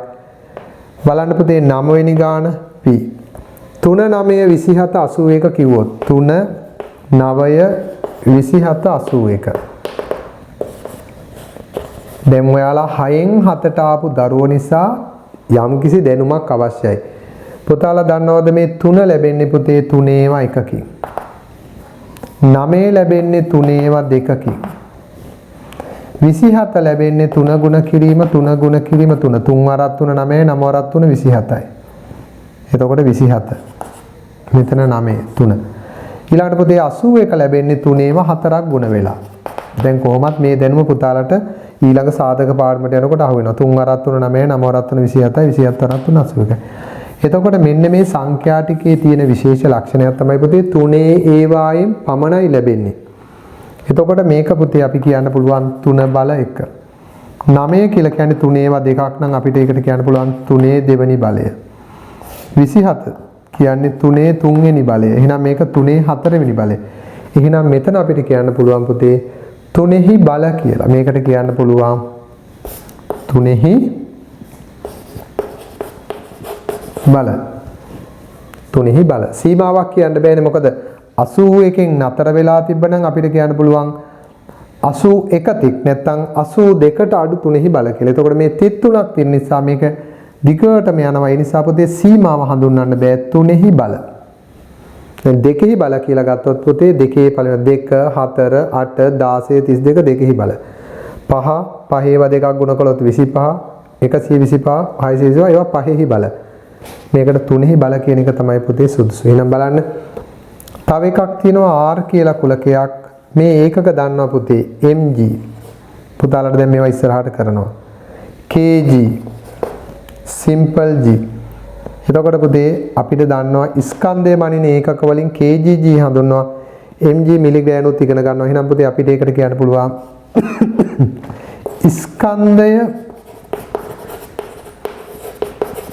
මැනීමේ ඒකක හේතුව තමයි ස්කන්ධය මනින ඒකකක් තියෙනවා පුතේ. ඔයාලා දන්නවා අර බ්‍රිතාන්‍ය කාලේ හඳුන්වලා දීපු බ්‍රිතාන්‍ය ඒකක කියලා තියෙනවා. හොන්ඩර මේ තියෙනවනේ අර පරණ කාලේ මනින්නේ පුතේ. රාත්තල් හොන්ඩර කියලා. එතකොට ඒකමයට ඒකක නෙමෙයි මේවා. එතකොට මෙන්න මේ ස්කන්ධය මැනීමේ ඒකක අපි ලියන්න. ස්කන්ධය මැනීමේ අන්තර්ජාතික ඒකක.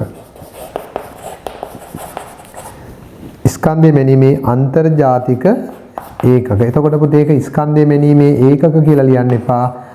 ස්කන්ධය මනින ඒකකවලත් විශේෂයෙන්ම මේක අන්තර්ජාතික ඒකක. ගෙන ස්කන්ධය මැනීමේ අන්තර්ජාතික ඒකක කියලා එන්න ඕනේ. එහෙමනම් අපි බලමු පුතේ ඊළඟට තව ගණන් කිහිපයක් තියෙනවා.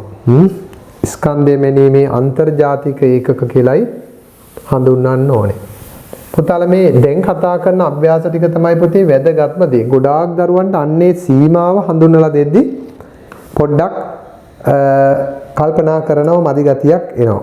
ඒකෙදි හරියට බලන්න නිකන් බර මනින ඒකක කියලා විතරක් ලියන්න එපා. ස්කන්ධය මනින අන්තර්ජාතික ඒකක. මෙන්න මේක බලන්න පුතේ 73 78 83 88 මම පුතාලට මේක ඇහුවොත් මේ මොනවද මෙතන තියෙන සංඛ්‍යා මොනවද කියලා ගොඩක් අයට කල්පනා කරලා උත්තරේ දෙන්න අපහසුයි. මේකට කියන්න පුළුවන් මොකද්ද මේ සමූහයට මොකක් හරි කියන්න පුළුවන් පොදු ලක්ෂණයක් තියෙනවද? 73 78 83 88. ඒතර මේවා සංඛ්‍යා තමයි. මේ සංඛ්‍යා ටිකේ තියෙන පොදු ලක්ෂණ මොකද්ද? උතනින් එහාට දිගටම තියෙනවා.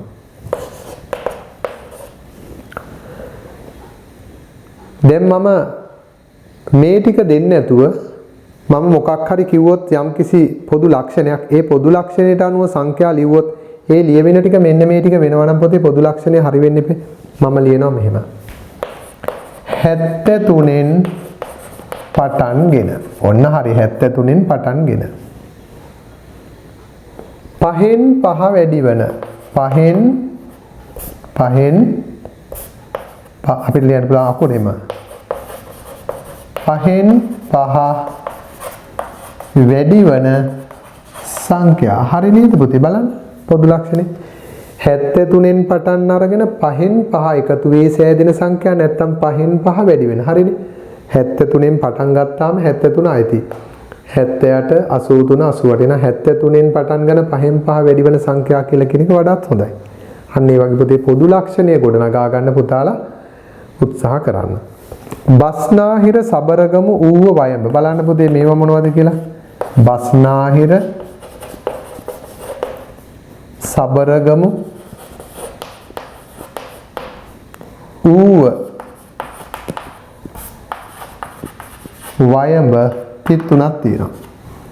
එතකොට බස්නාහිර දැක්ක ගමන් කෙනෙක්ට හිතන්න පුළුවන් දිසාද මේ නෑ දිසා නෙමෙයි මේ තියෙන්නේ මොනවද පුතේ එහෙමනම් පුතාලගේ පළවෙනි උත්තරේ වරදිනවා. ඔයාලා පළවෙනි උත්තරේට කියනවා පළාත් කියලා. පළාත් කිව්වොත් බෑ. මොකද හේතුව ලංකාවේ විතරක්ම නෙමෙයි පුතේ ඉන්දියාවෙත් පළාත් ඇති. ජපානයේත් පළාත් ඇති. ඒ නිසා පළාත් හරියන්නේ. එහෙනම් මේක ගැලපෙන්නේ පුතේ ශ්‍රී ලංකාවේ පළාත්. මේකට ගැලපෙන හරි මේක තමයි ශ්‍රී ලංකාවේ පළාත්. ශ්‍රී ලංකාවේ පළාත්. අන්න ඒ වගේ පුතේ පොදු ලක්ෂණය කියන්නේ සරලව හිතන්න එපා එක වචනයෙන් පළාත් කියලා. ශ්‍රී ලංකාවේ පළාත්. අර මෙතනත් කිව්වේ ස්කන්ධය මැනීමේ අන්තර්ජාතික ඒකක. එහෙනම් මෙතන ශ්‍රී ලංකාවේ පළාත්. ඒ නිසා පුතේ ඔන්න ඔය ටික හොඳට වටා ගන්න. එහෙමනම් තව චූටි අභ්‍යාස දෙකක් තියෙනවා. ඒ තමයි ඔය දීලා තියෙන කුලකවල අවයව. දැන් මේ දැන් කතා කරපු අභ්‍යාසය තමයි පුතේ පාඩමේ තියෙන ටිකක් අමාරු අභ්‍යාසය. හරි. අනිත් ටික ඇත්තටම ලේසි. අමාරු දේ පොදු ලක්ෂණය බලලා කියන එක.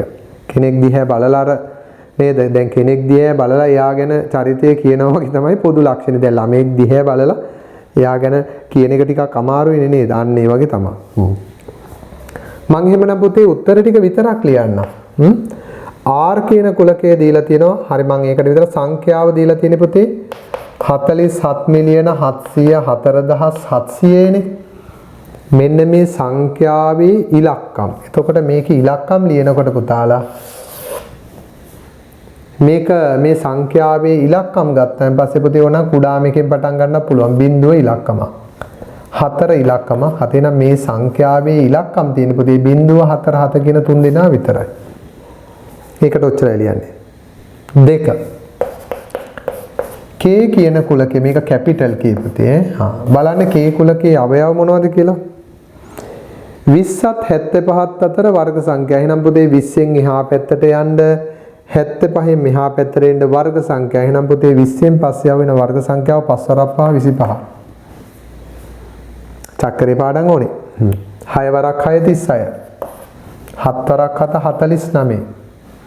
8 වරක් 8 64. 9 වරක් 9 81 මෙතෙන්ට දාන්න බෑ මොකද සීමාවක් දීලා තිනවා 20යි 75යි අතර. ඒ නිසා පුතේ මෙන්න මේ දෙක. දැන් මම මේ පාඩමේ ගොඩාක් අපි අර පන්ති කාමරේ හිටියනම් මේවා ගොඩාක් සාකච්ඡා කරනවා. දැන් පන්ති කාමරේ නෙමෙයි පුතාලා දුරින් ඉන්නේ. ඒ නිසා ඔයාලට ගැටලුවක් ඇති නොවෙන්න වැඩි ප්‍රමාණයක් මම සාකච්ඡා කරනවා. හැබැයි ඊළඟ අභ්‍යාස මාලාව තනියම කියවන්න. තනියම කරන්න ඕනේ. 5ත් 25ත් අතර ප්‍රථමක සංඛ්‍යා. එහෙනම් පුතේ 5යි 25යි අතර තියෙන ප්‍රථමක සංඛ්‍යා කිව්වහම 5 ගන්නත් බෑ. 25 අයිති වුණත් ගන්න බෑ. අයිති නෑනේ 25 නේද? එහෙනම් මොනවද ප්‍රථමක සංඛ්‍යා? සාධක දෙකක් විතර. එහෙනම් 5න් එහා පැත්තට ඉන්නවා 7. 7 බෙදෙන්නේ 1න් 7න් විතරයි. 9 ගන්න බෑ. දැන් පුතාලා දන්නවනේ මෙහෙම ගත්තයන් පස්සේ මම 5න් එහා පැත්තට තියෙන ඔත්තේ සංඛ්‍යා ගත්තොත් 7 9 11 13 15 17 19 21 23 25 25 කොහොමවත් ගන්න බෑ 25 අත නිසා. එතකොට මෙතනත් පුතේ අපි දන්නවා බෙදෙන සංඛ්‍යා ටිකක් තියෙනවා. ඒගොල්ලෝ අයින් කළා දාමු. 9 3ෙන් බෙදෙනවා යා ගන්න එපා. 15 බෙදෙනවා ගන්න එපා. 21 බෙදෙනවා. අන්නේ බෙදෙන ටිකත් අයින් කළාන් පස්සේ මොනවද ප්‍රථමක? 7 ප්‍රථමක 11 ප්‍රථමක 13 17 ප්‍රථමක 13 17 19 ප්‍රථමක 23 ප්‍රථමක. එහෙනම් මෙන්න පුතේ 5ත් 25ත් අතර තියෙන ප්‍රථමක සංඛ්‍යා. දැන් බලන්න කුලක පාඩමට වඩා අමාරු දේ තමයි මේ සංඛ්‍යා වෙන් කර ගැනීමේ කුසලතාවය. ප්‍රථමක මොනවද? වර්ග සංඛ්‍යා මොනවද නේද? T කියන කුලකෙන් කිව්වා සංයුත සංඛ්‍යා. එහෙනම් පුතේ ප්‍රථමක නොවන ඒවා සංයුත. සාධක දෙකකට වැඩි. 10ත් 20ත් අතර තියෙන සංයුත සංඛ්‍යා ගත්තයන් පස්සේ පුතේ 10යි 20යි ගන්න එපා. මේ අතර තියෙන සංයුත සංඛ්‍යා කියන්නේ සාධක දෙකකට වැඩි ඒවා. 11 ගන්න බෑනේ. එහෙනම් 12 පුළුවන් බෙදෙනවා. 14 2න් 7න් බෙදෙනවා. 15 බෙදෙනවා. 16 බෙදෙනවා. 17 ගන්න බෑ. ඒක ප්‍රථමකයක්. එහෙනම් 18. එහෙනම් මෙන්න මේ හැම එකක්ම පුතේ බෙදෙන ඒවා. 12 බෙදෙනවා. නේද? මේ 12ට අමතරව මේක 2න් 3න් 4න් 5න් බෙදෙන ඒවා තියෙනවා. ඔන්න වට කියනවා සාධක දෙකකට වැඩිව සංයුත. ඊළඟට බලන්න පුතේ පුතාලට මතකද 6 ශ්‍රේණියේදී කතා කළා සංඛ්‍යා රේඛාව සහ ඒ සංඛ්‍යා රේඛාවෙන් ඉගෙන ගත්තා නිකිල කියලා. එතකොට නිකිල කියන්නේ පුතේ ධන හා ඍණ පූර්ණ සංඛ්‍යා. එහෙනම් C ඍණ 5ත් ධන 2ත් අතර නිකිල. එතකොට මේ කුලකේ ලියනකොට පුතේ සංඛ්‍යා රේඛාවේ පුතාලට මතකයි බිඳුව මේ පැත්තට 1 2 3 මේ පැත්තට ඍණ 1 ඍණ 2 ඍණ 3 වාසියෙන් එන්නේ. එතකොට ඍණ 5යි ධන 2යි අතර වෙන්න ඕනේ නිකිල වෙන්න ඕනේ. එහෙනම් පුතේ ඍණ 5 ගන්න එපා. එහෙනම් ඍණ 4 ඍණ 3 ඍණ 2 ඍණ 1 බිඳුව නිකිලයක්. 1 2 ගන්න එපා. එහෙනම් ඔන්න ඔච්චරයි පුතේ. ඔන්න ওই විදිහට නිකිල ටික ගන්න. එතකොට බලන්න මේ ඍණ 5 ගත්තෙත් නෑ මම මේක ලියලම පෙන්නන්නද පුතේ. මෙතන ඍණ 4 මෙතන ඍණ 5. ඍණ 5 ගන්න බෑ. 2 ගන්න බෑ. මේ අතර තියෙන නිකිල ටික තමයි මෙන්න ඍණ 4 ඍණ 3 ඍණ 2 ඍණ 1 බිඳුව. හරි. ඒ නිසා පුතේ මෙන්න දැන් තේරෙනවා නේද පාඩමකට අවශ්‍ය බාහිර දැනුම අනෙත් පාඩම් වලින් ගත්ත කොටස් වෙන්න ඕනේ. ඊළඟට දීලා තියෙන අවසානික F කියලා කියන්නේ පුතාලා මොකද්ද? 21 සාධක. එහෙමනම් ඔයාලා මේ F කුලකය 21 සාධක ටික මෙතන දාන්න ඕනේ. 21 වරක් 1 21යි මේක 3ට බෙදුනොත් 7 වරක් 3 21යි. ඔන්න 21ගේ සාධක. 1 3 7 21. හොඳයි. තව අපිට තියෙන පුතේ චූටි ගාණක් තියෙනවා. ඒ තමයි මේ ඒකත් අර ඉස්සෙල්ලා මම කිව්වා වගේ ටිකක් අමාරු ගාණක්. ඒ තමයි ඔයාලට වෙන් රූපයකින් දීලා තියෙනවා කුලකයක්. ඒ කුලකය විස්තර කිරීමක් ලෙස පොදු ලක්ෂණය බලන්න පුතේ මම ටක් ගාලා මේ ටික කතා කරන්නම්. මෙතන තියෙන්නේ A E I O U. එහෙනම් මේකේ පොදු ලක්ෂණය තමයි මොකද්ද පුතේ? ඉංග්‍රීසි හෝඩියේ ස්වර අක්ෂර කිව්වත් කමන්නේ ස්වර කිව්වත් කමන්නේ. ඉංග්‍රීසි හෝඩියේ ස්වර අක්ෂර. මේ සංගල වරහණේම දානකොට පුතේ ලස්සනට දාන්න මේක ගොඩාක් උසට ගන්න එපා. සංගල වරහණ කියන්නේ මේ පැවරුමේ බලන්න ගොඩක් උස නෑ. ඒක පුරුදු වෙන්න ටිකක්. පුතාලට මේ සංගල වරහණ හුරු නැත්නම් ඒක ටිකක් පුරුදු වෙන්න. නිකම් පෙලක් අය සංගල වරහණ මෙහෙම දානවා. ඒවා වැරදි. මේ සංගල වරහණේ හැඩයක් තියෙනවා. මේ බලන්න. මේ පැත්තෙන් ගත්තොත් මෙන්න මේ වගේ හැඩයක් පුතේ. මේ පැත්තෙනුත් මෙන්න මේ වගේ හැඩයක්. මේ හැඩය සංගල වරහණේ තිබිය යුතුයි. ගොඩාක් උස වෙන්නත් බෑ. පොත්කොටු පොතේ රූලේ මට්ටමට වඩා ගොඩාක් උස වැඩි කරන්නත් එපා. හොඳයි පුතේ අපි මෙන්න එකක් කතා කළා. ඊළඟට දෙවෙනි එක බලන්න එම් කුලකයේ ඇතුලේ තියෙන පුතේ වෙන් රූප සටහනේ නිල් කහ රතු. එහෙනම් නිල් කහ රතු නම් පුතේ අපිට ඒක ලියන්න පුළුවන් මූලික වර්ණ. මූලික වර්ණ. නිල් කහ රතු කියන්නේ මූලික වර්ණ. මේක අක දෙක වෙන තුන්වෙනි ගණන. එක බලමු මම ලියනවා මෙතන P 1 3 2 6 9 18 මේ දිහා බලපුවාම විශේෂත්වයක් තියෙනවා. මේ ඔක්කොම 18 බෙදෙන අගයන් එක තියෙන. එහෙනම් 18හි සාධක. එහෙනම් පුතේ මෙතෙන්ට දෙන්න පුළුවන් පොදු ලක්ෂණය මොකද්ද? P කියන්නේ 18හි සාධක ටික විතරමයි මෙතන තියෙන්නේ. බලන්න ඊළඟට 41 51 දැන් වෙන් රූපයක් ඇතුලේ කමා දාන්න බෑ පුතේ. කොමා තියෙන්න බෑ වෙන් රූපයක. 41 51 71 61. එහෙනම් මේකේ තියෙන පොදු ලක්ෂණය තමයි මේ හැම එකකටම එක ස්ථානයේ එක තියෙනවා. හැබැයි පුතේ 40න් එහා පැත්තේ ඉන්නේ 80න් මෙහා පැත්තේ නම් ගන්න පුළුවන් ඕනනම් 40ත් 80ත් අතර කියන සීමාව. ඉතින් ඕක 80ම වෙන්න ඕනේ නැහැ. 72 වෙන්නත් පුළුවන්. 73 කියලා ගන්නත් පුළුවන්. 74 කියලා ගන්නත් පුළුවන්. අපි ලේසියට ගමු 40ත් 80ත් අතර එක ස්ථානය එක වූ සංඛ්‍යා. එක ස්ථානය එක වූ සංඛ්‍යා. හරිනේ. මේ හැම එකකම එක ස්ථානයේ එකයි සීමාව තියෙන පුතේ 40යි 80යි අතර කියලා හඳුන්වලා දෙන්නත් පුළුවන්. හොඳයි. එහෙමනම් අවසානම ගාන බලන්න පුතේ ටිකක් අමාරුයි ඒක. බලමු මොකද්ද මේකේ තියෙන්නේ කියලා. 5න් 2 තියෙනවා. 10න් 4 තියෙනවා. 20න් 8 තියෙනවා. 15න් 6. ඇඟ බේර ගන්න නම් කියලා දාන්න පුළුවන්. ඕකේ තියෙන්නේ භාග සංඛ්‍යා කියලා. බෑ පුතේ මේකේ භාග සංඛ්‍යා කිව්වනම් 3න් එකත් ඕක ඇතුලේ තියෙන්න බෑ. එතකොට මේකේ ඇතුලේ තියෙන භාග සංඛ්‍යා ටිකේ විශේෂම පොදු වූ ලක්ෂණයක් තියෙනවා. ඒ ලක්ෂණය මොනවද? පුතේ බලන්න මේ හැම එකක්ම 5න් 2 2න් 2න් ගුණ කළොත් 10න් 4යි. 3න් 3න් ගුණ කළොත් 15න් 6යි. 4න් 4න් ගුණ කළොත් 20න් 8යි. එහෙනම් මේ ඔක්කොම 5න් 2 ඥාති නැත්තම් තුල්්‍ය භාග. එතකොට මේ තියෙන්නේ 5න් 2 තුල්්‍ය භාග. හැබැයි හැම එකකම පොතේ සීමාවක් තියෙනවා. හරය 20න් එහාට ගිහිල්ලා නැහැ. එහෙනම් හරය 20 තෙක් වූ නේද අපිට ලියන්න පුළුවන්. හරය 20 තෙක් වූ 5න් 2හි තුල්්‍ය භාග. 5න් 2හි තුල්්‍ය භාග. නැත්නම් 5න් 2ට තුල්්‍ය වූ භාග. හැබැයි පුතේ දැන් 5න් 2ට තුල්්‍ය භාග කිව්වම ඔයාලා ලියන් යන්න පුළුවන් 5න් 2 10න් 4 15න් 6 20න් 8 නැත්තම් 50න් 20 ගොඩාක් එහාට. නමුත් මේ හැම එකකම සීමාවක් තියෙනවා පුතේ. මොකද්ද?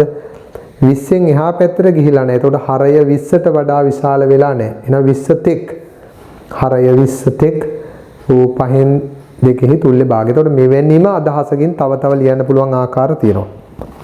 එහෙනම් පුතේ මට දැනුණ දේ මේ පාඩමේ ගොඩාක් තියෙන්නේ පාඩමට අදාළ කරුණු වලටත් වඩා පුතේ වෙන සංඛ්‍යා පිළිබඳ දැනුම. කෙසේ වෙතත් මේ පාඩම පුතාලා නැවත සැරයක් බලලා කරුණු කාරණා වටහා ගන්න.